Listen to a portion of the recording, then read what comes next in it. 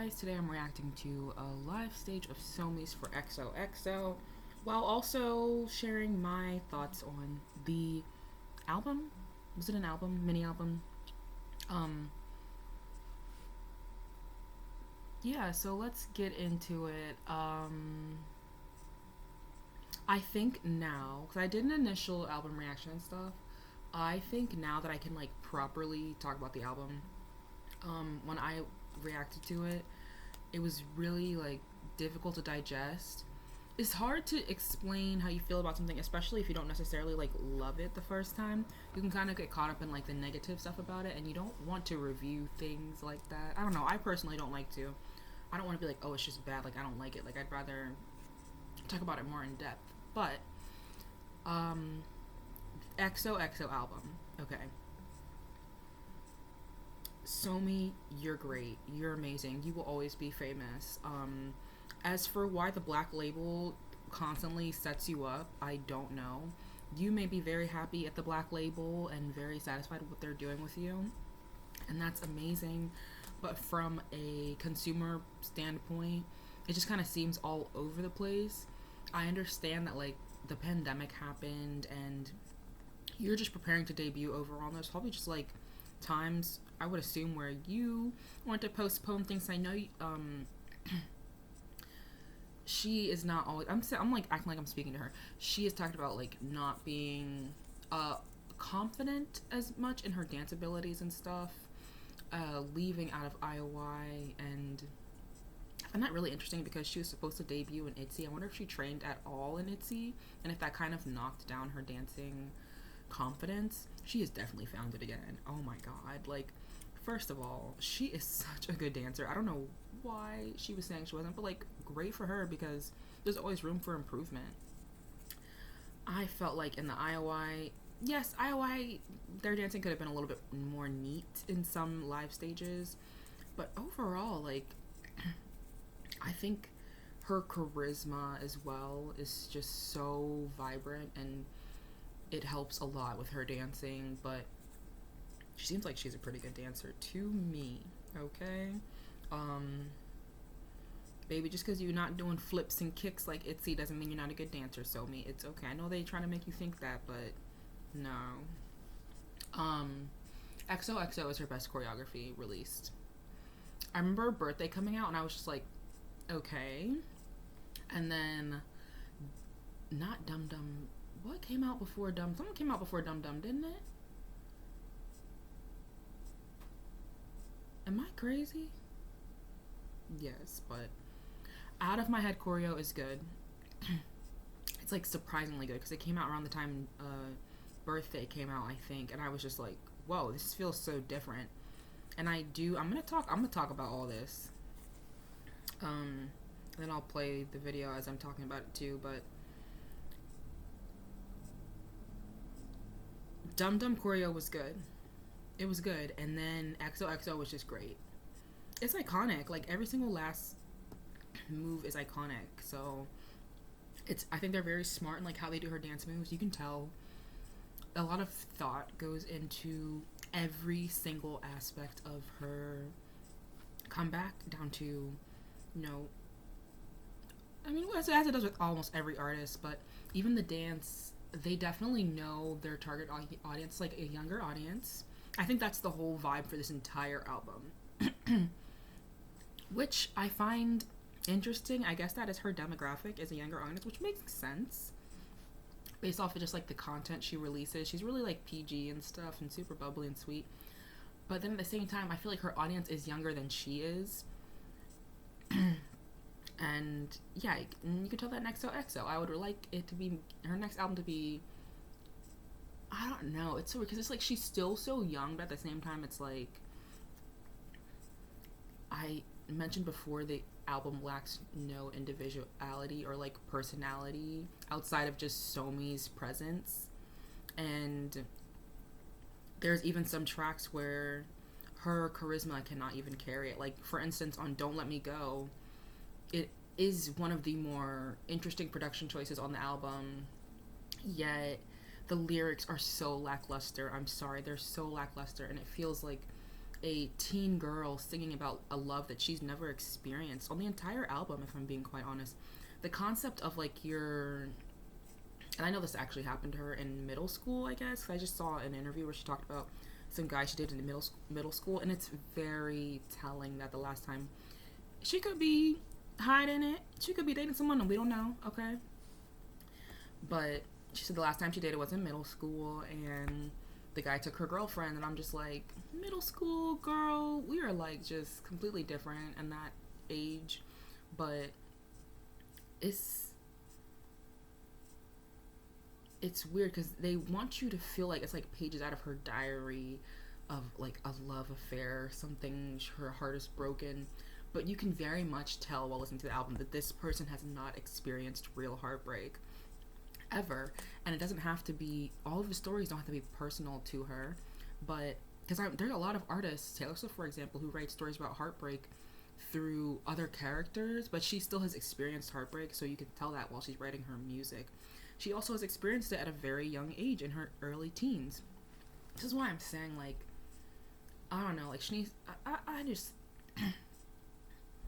the album has, like, great moments, and I'm just, like, it just lacks. I also know that everybody doesn't like when you do the whole thing of putting a song that's 3 years old on an album that we've been waiting for already for so long. It doesn't make sense.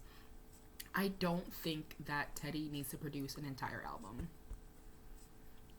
I know he didn't produce every song on the track, but like this whole relationship of her working close with Teddy, like I think it's cool for him to be a mentor for her, but as far as producing, I do feel like he has definitely hit his stride in producing music. I'm so sorry, like I'm not trying to be mean. He's very talented and has made crazy bops, like that will always be known as bops.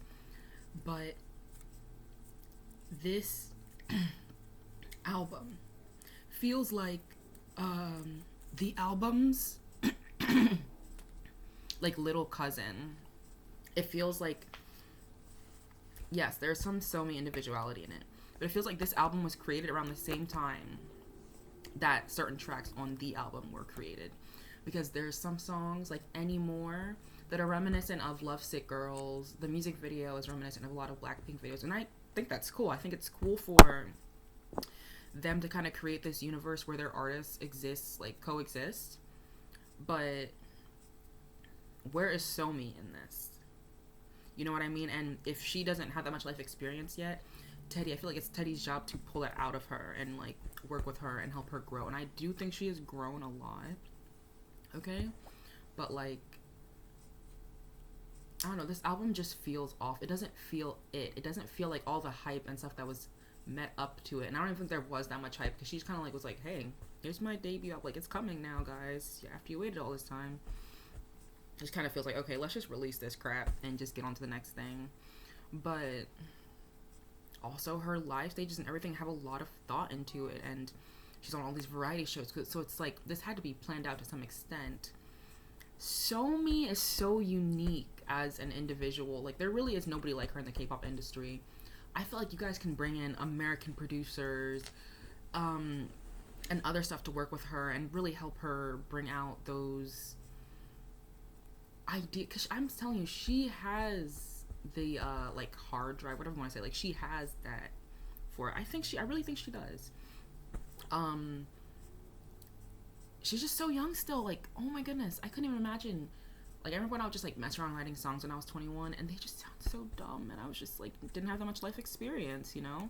And it's very rare that you have, like, 20-year-olds writing these insanely amazing songs with mature concepts, and, like, love is kind of a thing that, to talk about it in a complex way, you kind of do need that maturity. On tracks like Watermelon, where we're supposed to be hearing about, like, this complex love story, first of all, let me tell you something. This album doesn't make me feel anything as far as, like, empathy for this relationship. Outside of me reading the story, like, oh my god, her boyfriend cheated on her. Like, to me, it's like, oh, that's a cute little concept. Not like, oh my god, like, he cheated, like, I hate him, and all of these things. And, yeah, like, it just doesn't give you anything. It doesn't help you emote anything. It just is lackluster. There's no feeling, there's no personality behind the album. Like, I don't know what else to say about it. anyways, like on tracks like Watermelon, it's supposed to be like these complex kind of like ballad, slow tempo, not really a ballad, like this song that she's been teasing for a while, talking about for like at least a year and a half, and it shows. It shows. Okay? Like the lyrics on this song are so one-dimensional, and I mean, I know it's K-pop, but it's pretty one-dimensional, and there's some parts in the album where it's like cringy to hear some of the lyrics, and that's where I go to the part of who is her target audience, and it feels like her target audience is very much so like teenage girls that are less like younger than 18. So I just find that really interesting, and I think even like the aesthetics that she has kind of made, because this is all stuff that Somi is doing. Like, I know her label helps her in the background, but like she has kind of like this thing where she's known as like the Barbie, and she's like these really quirky, cool, kind of clueless aesthetics in her music, and it's really, you've seen it done before in K-pop, like the girl crush kind of aesthetic like that, but like Somi does something different with it, right? Like she brings her own personality to it, and it's super cute. But anyways, like I was saying, I'm going all over the place. On tracks like Watermelon, the lyrics are really one-dimensional. It feels like she's never really had her heart broken. She's never really been in a relationship. She's trying to compare love to a watermelon, like I guess eating it and it growing, and I get it, but not only, like once I said one-dimensional lyrics, it just feels like an off comparison overall, in the sense that like how she was envisioning it.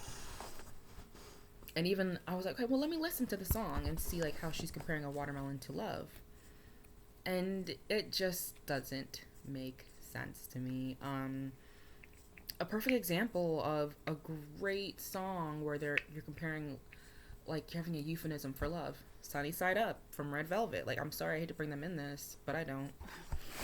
Sunny Side Up is talking about like how to perfectly manage a relationship, and how like it takes a lot of time and effort to do it, much like making a sunny side up egg, to make it perfect the way you want to make it. Espresso, Twice just released an album. They had a song Espresso where they're using food also, or drink, to kind of express their emotions. It was well done. The lyrics are great, but also Twice is older than Somi. They're older than Somi. So it's really interesting. Not all of them though. I don't know anymore. I know y'all like to have her like all in this little one camp, and she has only like a couple of people working around her. But I need you guys to like broaden the horizon with her, because I feel like she can be so much more than she is. And she can be so much more than just a K-pop act. Like, she can reach international levels of success if her cards are played right. That being said, so Don't Let Me Go and Watermelon were my least favorite tracks on the album, which is crazy because I remember Birthday coming out and I was just like, what on earth is this? This is just a big old K-pop mess, okay? As time goes by, I love Birthday more and more. I mean, like, it's camp, whatever, we get it. It's cute, it's camp. It was her first track and she was like 19 or something when she released it. And it has some really interesting production choices on it, and I think this is where we start to see her sound be formed, because at first I was like, I don't think that Birthday is very cohesive with the rest of the album. This album is split between Somi's old concept and her new concept, which nothing is wrong with because you see the growth, but it's not cohesive in the sense that tracks like Birthday and Out of My Head and what else? And like even Dum Dum, like they all kind of like seem like they live within the same realm. Whereas even Don't Let Me Go, like it could definitely go within that. And it makes sense because Somi, her sound, she likes hip hop, trap, kind of not R&B, hip hop and trap, a little bit of rap she puts in there, which we're not going to talk about that. And then like island beats and stuff. And on this album, and this is why I feel like these could have been two completely different projects. Birthday, Out of My Head, and like Dum Dum should have been one project. And this next album with XOXO on, like What You Waiting For should have just been like a pre-release single. That was kind of like the transition from Dum. Did I say Dum Dum? Yeah, and into this next sound, because What You Waiting For, it is a completely different. It's like a 180 for Somi in a sense that yes, we're still familiar with it and like a lot of elements, but it's just different. And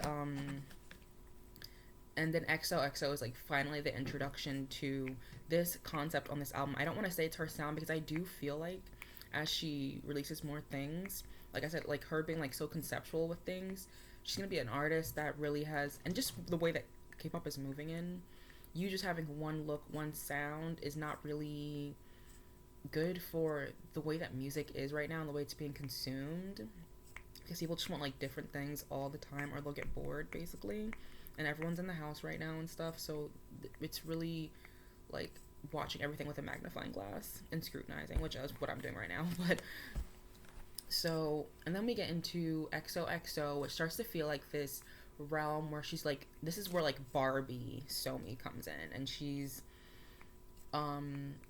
still keeping all those old elements about her, but it's like a new, older Somi. And another opinion I have about this album is I feel like it could have been released earlier. I know there was a lot of complications, but it could have and should have been released earlier, because it just feels outdated, even though it's not that, it wasn't like postponed that much. It just feels like if she had released this when she was a little bit younger, or like a year and a half ago, or whatever, whenever it was supposed to come out, it would have felt right with that time to release it.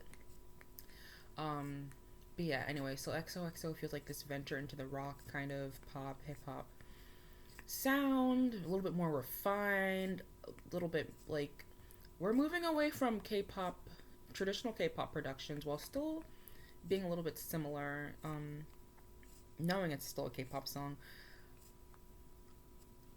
That's another thing I have question for y'all, Black Label. And it could just be Somi that doesn't want to. Why is there not like more English and or English versions of title tracks? I am in shock. She is probably one of the best English speaking idols. Doesn't mean she has to do that. But do you see what Chungha is doing right now? Or like what she did? She kind of had like this multi-language album, and her debut album was good. Come on, Black. I need y'all to really start tapping into those resources because Somi has so much to offer. Anyways, XOXO feels like a venture into the new sound, and I love XOXO. Like, I surprisingly love XOXO. When I first heard it, I thought it was cute, but now I can't stop playing it or doing the dance. I freaking love that song. Out of My Head is still my favorite song on the album, and it's the one song that is only composed by just Somi. I don't know if it's composed by her, but like it's written just by her. What do you guys want me to say? Like, just give her the wheel at this point. I don't know anymore. But then we go into Anymore, and Anymore just feels like, I don't even want to say an Avril Lavigne reject, because it's not even that good enough to be an Avril Lavigne reject. It's like a wannabe Avril Lavigne reject, which I hate to say, but I don't know any other way to describe this song. It feels like it's trying to capture that feeling of the early 2000s music, much similarly to Lovesick Girls, kind of sounding like all of the electro kind of songs of that 2000s era. Yeah, but it ends up just being really repetitive, and once again having one-dimensional lyrics, which you can get away with sometimes, but when you're so repetitive, I mean, she has lyrics that's like, used to be something like a beautiful daisy, now you're like a rose and your thorns like they hurt me or something, and I'm like, I'm sorry, but like, it's just, I need more depth in these lyrics, because I feel like that song could have, should have, would have been giving, but it did not give what it needed to give. Somi doing these performances has so much charisma, and she brings everything to life, and it just makes it all work out. But Anymore is really not that good of a track. I'm sorry. Um, so then what was like the only we got Don't Let Me Go and Anymore is the only new tracks, and then it closes off with Out of My Head. And then at the end of it, we should have gotten an English version of like Birthday or something. Like, what the hell is wrong? I'm sorry that I'm cursing. Like, what is wrong with the Black Label? Y'all are weird. Anyways, let me watch this live performance because I'm mad.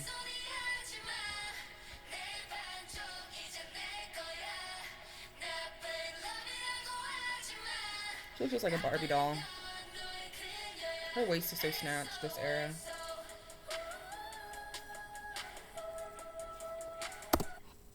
Let me tell you why she's a good dancer. I was watching her choreography practice video. She stands out of all the dancers, which doesn't always happen. Sometimes you'll see a stage and people pay more attention to like the backup dancers, or you'll be like, oh, look how they're eating those moves up. Somi really stands out doing these moves. It's not just because she has a really like long, graceful body, but also just because she has that confidence and charisma. Like it's really great. She really is a star. Like when you see her stand next to other people.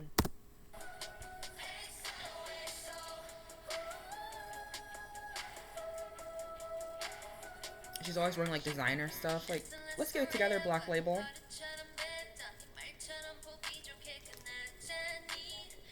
Is the mic on?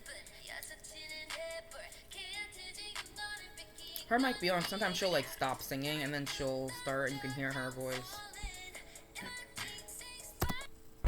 Genuinely wondering, because I know people were like, I was watching this video about how there's so many ways to kind of fake that live thing. Genuinely wondering if she is singing live or if there's like an effect over her voice, which nothing's wrong with. A lot of people use that live, and then, or if it was like a pre-recorded thing, because I don't really hear any breath. Like, it's weird when I watch, and this is like on the same, I wonder if they edit, like Countdown themselves edit it, or like their team edits it, or both, because when I was watching Black Swan's performances, you could hear them girls breathing. Like, that's how you're supposed to sound live. So, she just sounds really, really clear. Like, she's not taking a single breath. So, I am a bit skeptical of that. And even lately, ITZY has been singing live, honey. Like, you could hear them, okay? In a good way. Like, they're human beings. Human beings breathe. You need to breathe to live, and you need to breathe to sing. I know you guys, like, some people don't understand that, and they want everyone to sound like a robot or whatever, but that's not realistic.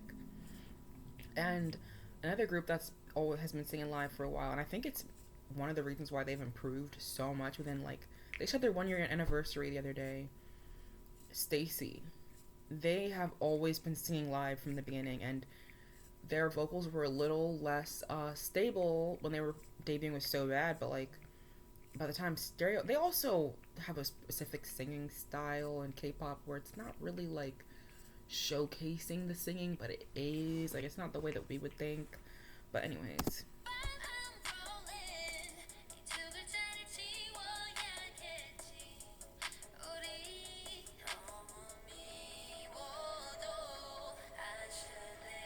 her headband's cute.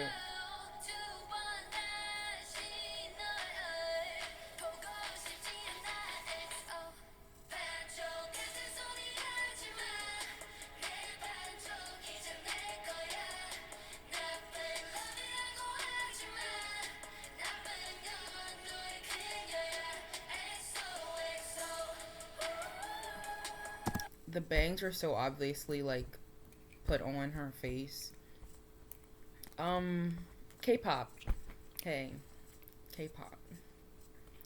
Hire better people to do your hair, to do the hairstylist. Hire better hairstylists, because sorry guys, I have a fever. So I'm all over the place, but what is the excuse? Y'all are really paying people to, like, this doesn't look bad, but like, y'all really pay people to make these idols just look set up, even down to extensions. Like, you telling me these people are quote unquote hairstylists and they don't know how to put in extensions and make it blend into the hair? Like, come on, some random girl on YouTube can do that. It's getting really hire somebody. I want to say hire black people, but no, because I know y'all be mistreating them over there, and also sometimes y'all don't pay them.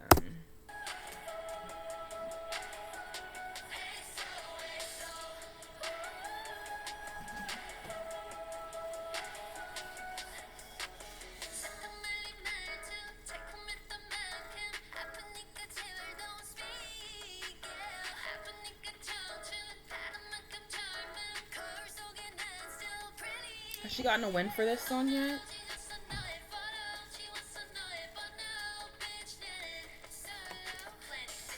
Love that.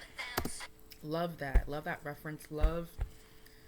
I would like to see in the future, like, them kind of play around more with this, not this idea of, like, them acknowledging each other and kind of existing in the same realm. Because the XOXO video definitely feels like it exists within a Blackpink realm. Wouldn't even mind seeing them collab on a song, but that probably won't happen. And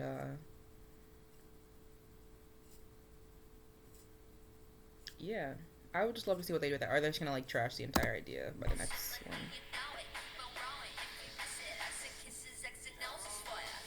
She kind of has like some swag while she's dancing too.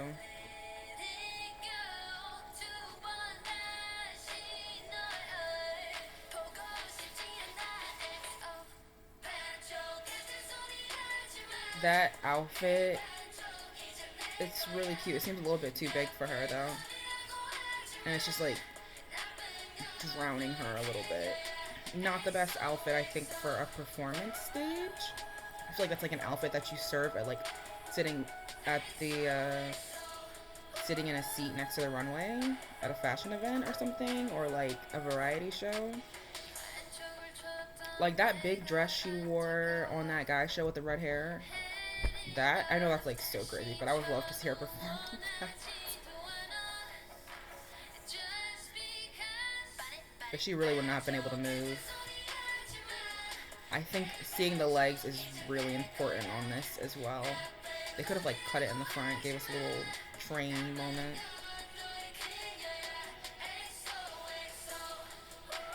She's performed this song so many times at this point.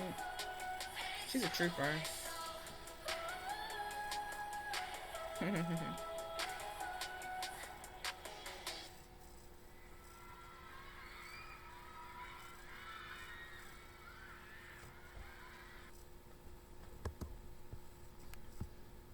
Great.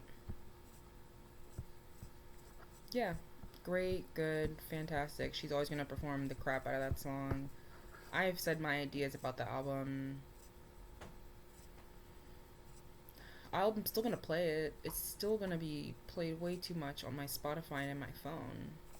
Regardless of those opinions, because I always want to support Somi. And at the end of the day, none of the songs are like too atrocious. So, I mean, I even catch myself singing the hook to Don't Let Me Go.